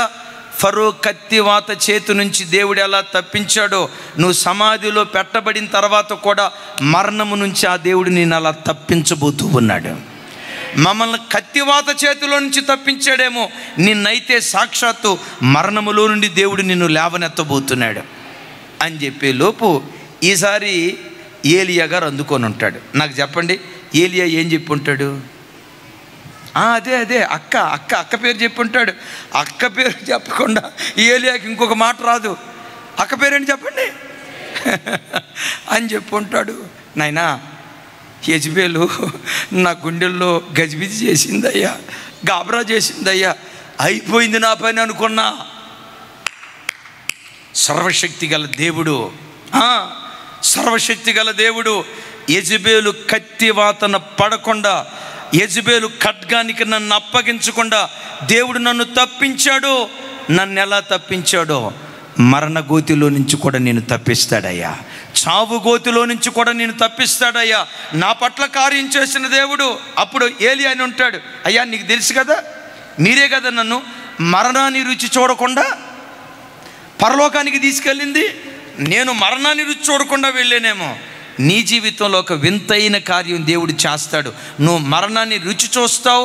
మరణమైన తర్వాత కూడా మరణమా నీ ముళ్ళు ఎక్కడ, మరణమా నీ విజయం ఎక్కడని మరణపు ముళ్ళును విరిచి సమాధి గుండెను చీల్చి మృత్యుంజయుడే తిరిగి లెగుస్తావు. ప్రపంచానికి మరణాన్ని జయించిన మృత్యుంజయుడిగా చిరస్మరణీయుడిగా నువ్వు మిగిలిపోతావు. ఇది నీ తండ్రి ఆలోచన నీ పట్లని. నిర్గమమును గూర్చి మోషే ఏలియా ఇద్దరు యేసయ్యకు చెప్తే వారు చెప్పిన మాటలను బట్టి వాళ్ళు బలపరచబడ్డారు. ఇక్కడ మీకు ఒక మాట చెప్తాను. నీ జీవితంలో నా జీవితంలో ఎందుకు శ్రమలు అనుమతిస్తాడో తెలుసా? ప్రతి క్రైస్తవుడి జీవితంలో తప్పకుండా దేవుడు శ్రమలు అనుమతిస్తాడు. అన్నారామేనని నువ్వు అనలేదమ్మా, అనకపోయినా వస్తాయిరే తల్లి. ప్రతి ఒక్కరి జీవితంలో శ్రమలు అనుభవించకుండా క్రైస్తవ్యానికి సంపూర్ణత రాదు. ప్రతి క్రైస్తవుడు ఏదో ఒక కోణంలో ఏదో ఒక పరిస్థితిలో శ్రమలు అనుభవిస్తూనే బ్రతుకుతాడు. ఓ భక్తుడు ఇలా అంటాడు, తూర్పు దిక్కున సూర్యుడు ఉదయిస్తాడు అనేది ఎంత ఖచ్చితమో క్రైస్తవుని జీవితంలో శ్రమలు వస్తాయి అనేది కూడా అంతే ఖచ్చితం. ఇంకొక అద్భుతం చెప్పమంటారా? పడమటి దిక్కున సూర్యుడు అస్తమిస్తాడు అనేది ఎంత వాస్తవమో క్రైస్తవుని జీవితంలో ఎదురయ్యే ప్రతి శ్రమ, ప్రతి శోధన ఏదో ఒక రోజు అస్తమించేటట్లుగా దేవుడు కార్యం చేస్తాడు అనేది కూడా అంతే వాస్తవం. గతంలో చెప్పాను, ఓ దైవజనుడు ఇలా అంటాడు, క్రైస్తవునికి వచ్చే కష్టాలంట గూడ్స్ బండి లాంటివి అంట. ఆమె ఏం చెప్పండి ఒకసారి. క్రైస్తవుడికి వచ్చే కష్టాలు గూడ్స్ బండి లాంటివి అట. అన్న గూడ్స్ బండి ఏంటన్నా అని అంటారా? గూడ్స్ బండికి ఎన్ని పెట్టెలు ఉంటాయి? లెక్కేద్దామని చూస్తే ఇదిగో ఒక పెట్టి పోతా ఉంటే అమ్మయ్యా ఈ పెట్టిపోయింది అని అనుకునే లోపు ఇంకో పెట్టి అంటది నేనున్నా. రెండో పెట్టె వస్తుంది. ఇది పోయింది అనుకునే లోపు మూడో పెట్టె, అది పోయింది అనుకునే లోపు నాలుగో పెట్టె, అది పోయింది అనుకునే లోపు ఐదో పెట్టె. ఇక చివరికి చూసి అది అసలు ఎంత పొడుగుంది ఇది అని చూస్తే తూర్పు దాకా విస్తరించి ఉంటుంది దాని పొడుగు. ఇది పోయింది అనుకునే లోపు ఇంకో పెట్టె, అది పోయింది అనుకునే లోపు ఇంకో పెట్టె. క్రైస్తవ జీవితంలో కూడా ఒక శ్రమను అనుభవిస్తా అనుకుంటావు, ప్రభువా ఈ శ్రమ తీసేయ్యా, అక్క బాధపడకు, అయ్యా ఈ శ్రమ తీసేయ్యా, అయ్యా ఈ కష్టం తీసేయ్యా అని అనుకుంటూ ఉంటుండగానే ఆశ్చర్యకరంగా శ్రమ దేవుడు తీసేస్తాడు. ఆ శ్రమలో నుంచి దేవుడు తప్పిస్తాడు. ఆ శ్రమే నీ జీవితంలో నుంచి నిష్క్రమించేటట్లుగా దేవుడు చేస్తాడు. అమ్మాయి అనే లోపు ఇంకో పెట్టె ప్రత్యక్షం అయింది. ఈ పెట్టె ప్రత్యక్షమై సరేలే అది అయిపోయింది కదా, దేవుడు అట్లా చేశాడు కదా, దీనికి కూడా చేస్తాడులే అని అనుకునే లోపు ఆ రెండవ సమస్య కూడా నిష్క్రమిస్తుంది. రెండోది నిష్క్రమించే లోపు గూడ్చుబండి మూడో పెట్టె వస్తుంది. అయితే నేనంట ఎన్ని పెట్టెలు వచ్చినా ఏ పెట్టె నిలవదు కదా, ఎన్ని శ్రమలు వచ్చినా ప్రతి శ్రమ నిన్ను దాటి వెళ్ళేటట్లుగా దేవుడు కార్యం చేస్తాడు. నమ్మిన బిడ్డలు చప్పలు కొడుతూ స్తోత్రాలు చెప్దాం. ఏ శ్రమ నిన్ను ముంచలేదు. జలములలో గుండా నడుచుకుంటూ వెళ్తావు, ఆ జలాలు నిన్ను ముంచవు. జ్వాలల్లో గుండా నడుచుకుంటూ వెళ్తావు, ఏ జ్వాల నిన్ను కాల్చలేదు. వాటి మధ్యలో దేవుడు నిన్ను నిలవబెడతాడు. ఎందుకు శ్రమలు అనుమతించాడో చెప్పమంటారా? నేటి శ్రమలే రేపటి సాక్ష్యాలుగా దేవుడు మారుస్తాడు. గుండెల్లో రాసుకోండి మాట. ఏమన్నాను? ఇప్పుడు ఏలియా మోషే సాక్ష్యం చెప్తున్నారు కదా, దేని బట్టి సాక్ష్యం చెప్తున్నారు? గతంలో వాళ్ళ జీవితాల్లో ఎదురైన శ్రమలే ఒకనాటి శ్రమే ఈనాటి సాక్ష్యంగా దేవుడు మారుస్తాడు. అన్నా, తమ్ముడు, తల్లి, ఈ వాక్యం వింటున్న చెల్లి, ఏ శ్రమల కొలిమిలోనైనా నువ్వు కాల్చబడుతున్నావా? దేవుడే ఆ శ్రమను అనుమతించాడు. ఎందుకో చెప్పమంటారా? ఆ కష్టం నుంచి ఏదో ఒక రోజు విడిపిస్తాడు కదా. ఎందుకు శ్రమను అనుమతించాడో చెప్పంటారా? రేపు నీ పిల్లలు ఎప్పుడైనా నీ దగ్గరకు వచ్చి శ్రమల బంధకాలతో కొట్టుమిట్టాడుతూ, మమ్మీ ఈ కష్టం భరించలేకపోతున్నా, డాడీ ఈ కష్టాన్ని భరించలేకపోతున్నానని వాళ్ళ గుండె ఘోష ఎప్పుడైనా వాళ్ళతో చెప్తే కూర్చోబెట్టి, నాన్న ఈరోజు నీకు ఈ కష్టం వచ్చిందా? ఒకప్పుడు నాకు కూడా వచ్చిందిరా. ఆ కష్టంలో దేవుడు నన్ను ముంచలేదురా, ఆ కష్టంలో నష్టంలో దేవుడు నన్ను నెట్టేయలేదురా, ఆ కష్టంలో నుంచి దేవుడు నన్ను తప్పించాడురా. నన్ను తప్పించిన దేవుడే నిన్ను కూడా తప్పిస్తాడు. నన్ను విడిపించిన దేవుడే నిన్ను కూడా విడిపిస్తాడని నేటి ఈ శ్రమ రాగల కాలంలో సాక్ష్యంగా దేవుడు మార్చబోతున్నాడు. శ్రమలు నిన్ను కాల్చటానికి రాలేదు, నాశనం చేయటానికి రాలేదు, నీ బ్రతుకును బుగ్గిపాలు చేయటానికి రాలేదు. తమ్ముడు, చెల్లి, నీ బ్రతుకులో నువ్వు ఎదుర్కొనే ప్రతి శ్రమ రేపటి సాక్ష్యంగా నా ప్రభు మార్చునుగాక. ఆమేన్. ఏలియా మోషే జీవితంలో జరిగిందా లేదా? సరే, భూమి మీదకి వచ్చారు. భూమి మీదకి వచ్చిన తర్వాత ఏలియా మోషే చనిపోయారా? మరలా అలాగే పరలోకానికి వెళ్ళిపోయారా? అలాగే పరలోకానికి వెళ్ళిపోయారా? భూలోకంలో చనిపోయారా? చనిపోలా, పరలోకానికి వెళ్ళారు. ఇప్పుడు కూడా ఈ మాటలు పరలోకంలో ఉండి ఏలియా గారు వింటున్నాడు. చూడండి ఒకసారి, మీకు కనపడుతుంది పైకి చూస్తే. పరలోకంలో ఉండి వింటున్నాడు. ఎప్పటికీ ఆయన చనిపోలా అనుకుంటా ఉంటాడు. శక్తికి మించిన సేవ అన్నాడు. నిజమే, రెండంతల అభిషేకం కలిగిన సేవకులను తయారు చేశా, బాగుంది. యేసుక్రీస్తు వారి పరిచర్యలో నేను పాలిభాగస్తున్నాయ్యా, బాగానే ఉంది. ఇక ఇంతేలేమలే అని అనుకుంటే అసలు ఏలియా పరిచర్య భవిష్యత్తు కాలంలో 7 ఏండ్ల శ్రమల కాలం అంటారు చూసారా?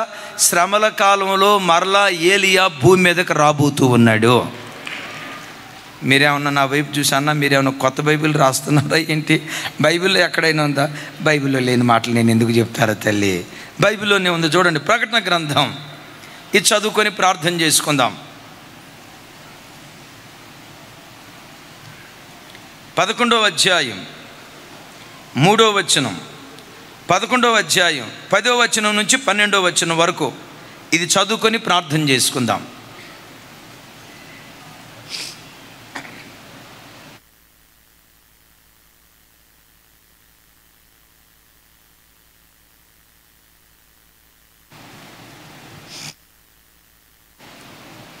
తమ్ముడు 3వ వచనం ముందు, 11వ అధ్యాయం 3వ వచనం, 11:3.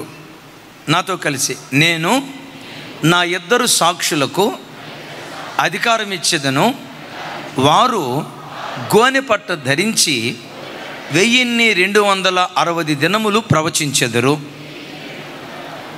నా వైపు చూడండి. 7 ఏండ్ల శ్రమల కాలంలో 2 సాక్షులు వస్తారట. వాళ్ళ పేరేంటో బైబిల్లో వివరించలేదు, పేరు రాయబడలేదు. కానీ క్రైస్తవుల నమ్మకం ఏంటంటే వాళ్ళిద్దరిలో ఒక ఆయన కన్ఫర్మ్, రెండవ ఆయన మాత్రం ఆయనై ఉండొచ్చు, ఈయనై ఉండొచ్చు, ఒక కన్ఫ్యూజన్. ఒకటి మాత్రం కన్ఫర్మ్, ఏంటో తెలుసా? ఆ ఇద్దరిలో ఒక ఆయన దైవజనుడైన ఏలియా, రెండవ ఆయన హానోకైనా అయి ఉండొచ్చు, దైవజనుడైన మోషే అయినా అయి ఉండొచ్చు. కన్ఫ్యూజన్. సో వాటి వివరాలు మనకు అవసరం లేదు. ఒక ఆయన కన్ఫర్మ్. ఇప్పుడు మన విషయంలో, మన సబ్జెక్ట్లో ఉన్న వ్యక్తి ఎవరు? ఏలియా మరలా ఎప్పుడు రాబోతున్నారు? 7 ఏండ్ల శ్రమల కాలంలో 3.5 సంవత్సరాలు ఆయన భూమి మీద సేవ చేయటానికి రాబోతున్నారట. నేను అడుగుతా మిమ్మల్ని, 7 ఏండ్ల శ్రమల కాలం ఇంకా జరిగిందా? జరగలేదు. అంటే భవిష్యత్తు కాలంలో వాళ్ళు పరలోకం నుంచి సేవ చేయటానికి భూలోకానికి రాబోతున్నారు. మీరందరూ నా వైపు చూసి టకామని చెప్పాలి. అంటే ఇంకా కొన్ని సంవత్సరాల తర్వాత అనుకోండి, నేను చెప్పేది ఇది తప్పు, జస్ట్ మీకు ఇన్ఫర్మేషన్ కోసం చెప్తాను. 20 సంవత్సరాల తర్వాత శ్రమల కాలం వచ్చింది అనుకోండి. ఇప్పుడే ఇంత హైఫై కదా, 20 సంవత్సరాల తర్వాత ఇంకెంత హైఫై ఉంటుంది? ఓ మాట చెప్పండి.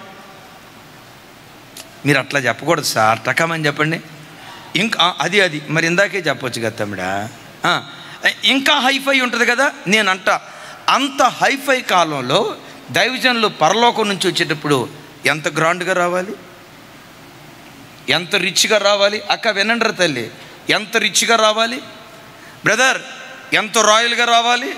పరలోకం నుంచి వచ్చేటప్పుడు జిగ్జిగేల్ రాజా తలతలమని మెరుస్తూ, ఓ ఉరుములు మెరుపులు హంగులు ఆర్భాటాలు వేసుకొని పరలోకం నుంచి రావాలిగా. ఎలా వచ్చారో తెలుసా? వాళ్ళకి బట్టలు కొనుక్కోవడానికి డబ్బులు లేనట్లుగా గోని సొక్కాయలు, గోని సంచులు వేసుకొని వచ్చారు. బ్రదర్ విన్నారా? దైవజనులు ఎప్పుడు ఆర్భాటాలు హంగులతో కూడుకున్న వస్త్రధారణ ధరించేవారిగా దైవజనులు ఉండకూడదు. దైవజనులు ఎప్పుడు సాధు జీవితం జీవించేటువంటి వారిగా ఉండాలి. మీరు ఒక్కళ్ళు కూడా ఆమె ఏం చెప్పలా. ఎందుకంటే ఇప్పుడు అంతా జిగిజిగేల రాజాలనే కోరుకుంటున్నారు. నాలాంటి వాడిని చూసేమనుకుంటారు తెలుసా? పాపం ఈ జెర్మియా పాస్టర్ గారు, ఎంత పేద పాస్టర్ గారో. ఒక ఆయన అట్టాగే అనుకునేవాడట. చుట్టూతా ఇక్కడ వాల్ పోస్టర్లు అంటిస్తూ ఉంటే, మీటింగ్స్ పెడతా ఉంటే చూసి అనుకునేవాడంట, పాపం ఎవరు ఈ పేద పాస్టర్ గారు, ఎప్పుడు చూసినా ఒకటే సొక్కాయి, ఎప్పుడు చూసినా ఒకటే సొక్కాయలు లేవనుకుంటా. అయినా ఇంత పేదరికంలో కూడా భలే మీటింగ్స్ పెడుతున్నాడే అని అనుకుంటా.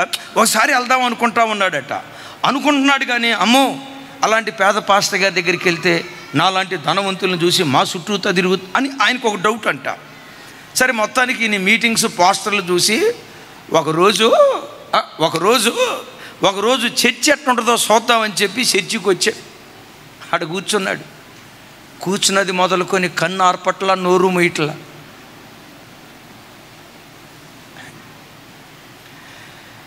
పాస్టర్ గారి వస్త్రధారణ పేదరికపు వస్త్రధారణ, కానీ ఈ సంఘం భాగ్యవంతమైనటువంటి సంఘం. దేవుని కొరకు సమర్పించుకున్న బ్రతుకులివి. ఎందుకు వాళ్ళు గోనె పట్ట కట్టుకొని వచ్చారు? పాపం పరలోకంలో దేవుని దగ్గర డబ్బులు లేవనుకుంటాన్నా. చెప్పండి రా తల్లి. నేనంట పరలోకం నుంచి వచ్చేవాళ్ళు వజ్ర వైఢూర్యాలతో, ఇక్కడొక స్టార్, గోల్డెన్ స్టార్, వజ్రపు స్టార్, ఇంకేమున్నాయి చెప్పండి, ఇవన్నీ వేసుకొని బ్రదర్ అపురూపకాలని ఎంత రిచ్గా రావాలి. వచ్చేటప్పుడు పరలోకం నుంచి వచ్చేటప్పుడు వారిని చూడటానికి మా 2 కళ్ళు ఫిల్ ఇన్ ద బ్లాంక్స్ చాలేదా, 4 కాళ్ళు పెట్టుకో. ఎందుకు? గోనె పట్ట ధరించి వస్తారట. ఎప్పుడు? 7 ఏండ్ల శ్రమల కాలంలో వాళ్ళు గోనె పట్ట ధరించి వస్తారట. అమలారా, ఐలారా, ఈ కార్పొరేట్ రంగంలో సేవ కూడా కార్పొరేట్ కాకూడదు. పాస్టర్ గారు అంటే ఒక రేంజ్లో కోట్ వేయాలా, సూట్ వేయాలా. అంటే కోటు సూటు బూట్ వేయటం తప్పని కాదు నా అభిప్రాయం. తెల్ల సొక్కాయ తెల్ల ప్యాంట్ వేసుకున్న వాళ్ళే పాస్టర్ గారు అనేది కాదు నా అభిప్రాయం. ఏ దైవజనుడు ఖరీదైన జీవితానికి అలవాటు పడకూడదు, హంగులకు ఆర్భాటాలకు వెళ్ళేవారిగా ఉండకూడదు.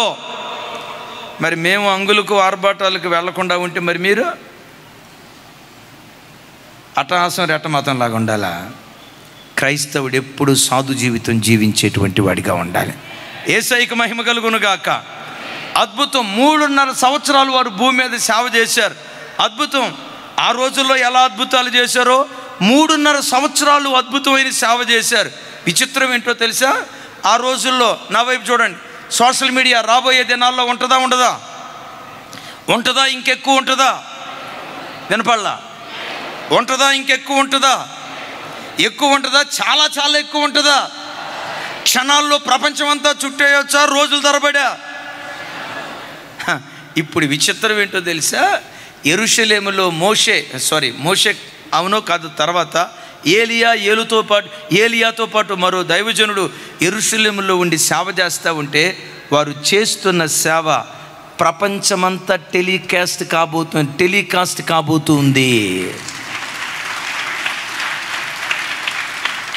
శక్తికి మించిన సేవ అన్నావు కదయ్యా, జరిగించావయ్యా. ఇజ్రాయేలు దేశం చిన్న చిన్న ప్రాంతంలో సేవ చేసి ఇంతేలే నా బ్రతుకు అనుకున్న ఈ ఏలియాని ప్రపంచాన్ని కదిలించే ఒక ధృవతారగా రాగల కాలంలో దేవుడు వాడుకోబోతున్నాడు. నేనంట చప్పట్లు కొట్టారు, బాగానే ఉంది. ఒకవేళ ఏలియా తొందరపడి చచ్చిపోయి ఉంటే? అందుకని నేనంట, ఎన్ని కష్టాల్లో ఉన్న చావును కోరుకోకు, కష్టాన్ని ఎదుర్కోవటానికి కావలసిన ధైర్యం దయచేయ్యా. ఆమె చెప్పరా తల్లి? నీకేం కష్టం అమ్మా? రైట్, నా వైపు చూసి చెప్పాలి. యేసయ్యకు మహిమ కలుగునుగాక. యేసయ్యని అడగండి, ప్రభా ఎంత కరువైనా, ఎంత కష్టమైనా, ఎంత ఉపద్రవమైన కష్టాన్ని భరించే శక్తి నాకు దయచేయి. పిరికి దానిలాగా నేను పారిపోకూడదు. కొంచెం కాలం ఓపిక పట్టాడు. ఆ ఓపిక దేవుడు వ్యర్థం చేసుకోకుండా శక్తికి మించిన సేవ దేవుడు అప్పగించాడు ఆయనకి. యేసయ్యకు మహిమ కలుగునుగాక. ప్రపంచపు మీడియా అంతా టెలికాస్ట్ అవుతుంది. ఎందుకో తెలుసా? వాళ్ళు చేసే అద్భుతాలు ఎంత అంత కాదు. చూడండి, ఏలియా ఇట్ట అన్నాడా? చెప్పాలి గట్టిగా, అరే చెప్పండి. అదే ఇలా అన్నాడా? అగ్ని కురిసేది. సడన్గా వర్షం వస్తుంది అనుకోండి, ఏ వర్షమా, ఇదిగో ఎవరిని అనుకుంటున్నావు, నిన్నే, ఇదిగో నిన్నే, ఆగిపో అనే లోపు ఏం జరిగిందో తెలుసా? అంత దూరం వచ్చిన వర్షపు చుక్కలు భూమికి ఆకాశానికి మధ్యలో ఆగిపోయింది. ప్రపంచ మీడియా చూస్తుంది, ఎవరో వీళ్ళు అన్నట్లుగా. ఇక అద్భుతం, 3.5 సంవత్సరాలు దుమ్ము దులిపేరండి, ప్రపంచాన్ని దున్నేరండి. ప్రపంచంలో కోట్ల కొలది ప్రజలను పరలోక రాజ్యం కొరకు ఆయత్తపరిచారండి. అలా సేవ చేస్తున్న దినాల్లో కొంతమంది ఉంటారు కదా, కట్న కానుకలు ఇచ్చి అసలు వీళ్ళు లేకుండా చేయాలని వాళ్ళని చంపేశారు. అన్న ఇది బాగాలేదు, మళ్ళా చంపారా? ప్రతి నరుడు ఒక్కసారి మృతి పొందాలని లేఖనంలో రాయబడి ఉంది కదా. నోరు తెరిచి చెప్పాలి, లేఖనాల్లో రాయబడి ఉంది కదా. మరి ఏలియా చనిపోకపోతే లేఖనం ఏమైపోద్ది? నిరర్ధకమైపోద్ది. లోకంలో ఏ వ్యక్తి లేఖనం కంటే గొప్పవాడు కాదు. లేఖనం నెరవేర్చబడాలి. ఏమే రైట్? మనుషులందరూ ఒకేసారి మృతి పొందాలని లేఖనాల్లో రాయబడి ఉంది. అయితే విచిత్రం తెలుసా? వీళ్ళు ఏం చేశారంటే, చంపిన వాళ్ళు ఏం చేశారంటే, తొందరగా సమాధిలో పెడితే ఎట్ట, వీళ్ళు చచ్చిన సంగతి ప్రపంచం అంతటికి తెలియాలా? ఒకసారి నా వైపు చూడు.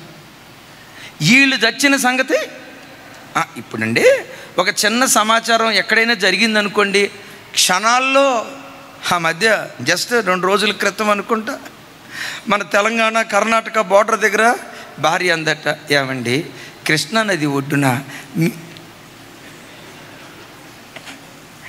చెప్పాలి మీతో కలిసి సెల్ఫీ దిగుతామని ఉందండి, కృష్ణానది ఒడ్డున మీతో సెల్ఫీ దిగుతానండి అని వెళ్ళిందట ఈ పిచ్చి మహారాజు. అబ్బా, నా భార్యకి బ్రహ్మాండమైన కోరిక వచ్చిందని చెప్పి ఆ దిమ్మి మీద నిలవబడి ఇట్లా సెల్ఫీ తీస్తా, స్మైల్ ప్లీజ్ అన్నాడట. అనేలోపు 2 చేతులతో దోసేసిందట. కానీ అద్భుతం, వాడికి ఈత వచ్చన్న సంగతి అక్కగా తెలియదు. వాడికి ఈత వచ్చి మొత్తానికి బయటకు వచ్చాడు. నేనంట ఈ వార్త నిన్న జరిగింది, ఈరోజు నాకు తెలిసింది. నా వైపు చూడాలి, నాకే తెలిసిందంటే అమ్మ మీకు తెలియకుండా ఉంటుందా? మీరు అసలే BBC కదా. ఈ వార్త మీకు ఎప్పుడో తెలిసి ఉండొచ్చు. నేనంట నిన్నటి వార్త ఈరోజు తెలిసిందంటే ఇంకా కొన్ని సంవత్సరాల తర్వాత టెక్నాలజీ ఇంత పెరుగుంటుంది కదా. ప్రపంచ మీడియా అంతా చచ్చిన శవాలుగా ఉన్న ఏలియా శవాన్ని, మరో దైవజావకుడి శవాన్ని ప్రపంచ మీడియా అంతా టెలికాస్ట్ చేస్తూ ఉంటుంది. కొంతమంది వచ్చి ఆర్భాటంతో అంటారు, కుక్క సాగు తెచ్చారు మా చేతిలో, పుట్టగతులు లేకుండా తెచ్చారు మా చేతిలో, చివరికి సమాధికి కూడా నోచుకోలేకపోయారు, ఇలా సమాధి చేసేవాడు ఒక్కడు కూడా లేడు అని ప్రగల్భాలు పలుకుతూ ఉంటే ప్రపంచ మీడియా వాళ్ళ రేటింగ్కి ఇలాంటి న్యూసే కావాలా, మొత్తం టెలికాస్ట్ చేస్తూ ఉన్నారు. బైబిల్లో రాయబడిన మాట ఏంటో తెలుసా? ప్రపంచ మీడియా టెలికాస్ట్ చేస్తూ ఉంటుండగా 3వ దినం ముగింపులో పరలోకం నుండి పునరుద్ధానపు శక్తి దిగివచ్చి వాళ్ళను కమ్ముకున్నప్పుడు చచ్చిన వాళ్ళు సజీవులై లేచి నిలవబడి, ప్రపంచ మీడియా అంతా చూస్తుంటుండగా, ఒకసారి చూడండి, ప్రపంచ మీడియా అంతా చూస్తుంటుండగా, ప్రపంచ మీడియా అలా చూస్తూ ఉంటుండగా పరలోకానికి ఆరోహణమై వెళ్ళారు. ఏలియాని వేడుకతో తీసుకుని వెళ్ళిపోయాడు దేవుడు. చప్పలు కొడుతూ స్తోత్రాలు చెప్దాం. ఏలియా ఎలాంటి సావు కోరుకున్నాడు? అరణ్యంలో చచ్చిపోతానయ్యా, నా సావు ఎవరు చూడకూడదయ్యా, వద్దులే నాకు ఈ కష్టాలు, నేను ఇక్కడ చచ్చిపోతానయ్యా అని అనామకుడిలాగా చచ్చిపోవాలనుకున్నాడు. ఏలియా బ్రతుకుని ఏం చేశాడో తెలుసా? ప్రపంచ మీడియా అంతా చూస్తుండగా ఒక వింతైన రీతిలో పరలోకానికి ఆరోహణమై ఒక అద్భుతమైన ధ్రువతారగా నేటికి చరిత్ర పట్టుల్లో నిలవబడ్డాడు. భూతకాలంలో సేవ చేశాడు, వర్తమాన కాలంలో సేవ చేశాడు, 3 కాలాలలో సేవ చేసిన ఏకైక వ్యక్తి, one and only the great, పెద్దగా ద గ్రేట్. చెల్లి, తల్లి, ఏలియా దేవుడే నీ దేవుడు. తమ్ముడు, ఏలియా దేవుడే నీ దేవుడు. పితరుల జీవితాల్లో ఎలాంటి విచిత్రమైన కార్యాలు దేవుడు జరిగించాడో యేసు నామం పేరిట నీ కుటుంబంలో, నీ పిల్లల జీవితంలో, నీ జీవితంలో ఇంతకు మించిన భీకర కార్యాలు దేవుడు జరిగించునుగాక. ఇప్పుడు చచ్చిపోదాం అనుకుందామా, బ్రతుకుదాం అనుకుందామా? చచ్చిపోతే ఈ గొప్ప ప్రణాళికలన్నీ ఏమైపోతాయి? ఆయన ప్రణాళికలు నెరవేర్చబడే వరకు ఓపికతో ఎదురుచూడు. నీ ఊహల్లో కూడా లేని దివ్యమైన జీవితం నా దేవుడు నీకు అనుగ్రహించునుగాక.